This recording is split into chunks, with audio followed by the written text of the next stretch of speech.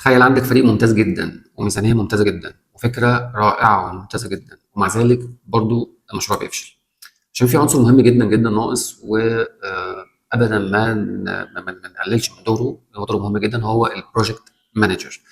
البروجكت مانجر ده مسؤول عن اداره المشروع بالكامل، تمام، من التخطيط بقى للتنفيذ للمتابعه للتسليم النهائي لكل الكلام ده. هدفه ان المشروع بيخلص في الوقت المحدد بالجوده المطلوبه وداخل الميزانيه، يعني وزن بادجت. اهم الادوات علشان تبقى بروجكت مانجر ناجح، محتاج طبعا تتعلم كل تاسك مانجر وكل الحاجات البلاننج مانجر. تتعلم طبعا جيرا، تريلو، اسانا مثلا، مانداي، مايكروسوفت بروجكت، الكليك اب. كل الحاجات دي لازم تتعلمها وتكون قادر تتعامل معاها بشكل قوي جدا. اهم المهارات بقى طبعا القياده، اداره الوقت، اداره المخاطر، التخطيط، التواصل الفعال، اتخاذ القرار في الوقت المناسب. كل دي مهارات مهمه جدا از بروجكت مانجر. السلم الوظيفي بقى طبعا في الاول بتبقى بروجكت كوردينيتور عادي جدا، بعد كده بروجكت مانجر، سينيور بروجكت مانجر، بعد كده بروجرام مانجر، بعد كده بورتفوليو مانجر، وفي الاخر توصل للبي ام او دايركتور.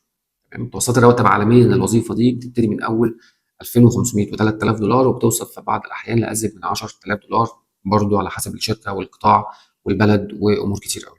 كل شركه عندها مشاريع، وكل مشروع محتاج قائد يعرف يوصل الفريق للهدف. فانت محتاج بروجكت مانجر، وهي وظيفه مطلوبه في شركات كتيره قوي، وخاصه الشركات التقنيه في الفتره الاخيره. لو عايز تبدا تعمل طبعا كارير شيفت، تبتدي الاول بروجكت مانجمنت بيزكس، وبعد كده اجايل، وبعد كده سكرام ماستر، وبعد كده بي ام بي سيرتيفيكيشن في اي انستيتيوت او في اي جامعه، علشان تعرف توثق الخبره بتاعتك دي. الشركه الناجحه مش بتحصل بالصدفه، وراها دايما بروجكت مانجر ناجح وشاطر بيعرف يعمل ايه وامتى. تمام. اتمنى لكم التوفيق، وقابلكم ان شاء الله في وظائف تانيه كتير جايه، والسلام عليكم.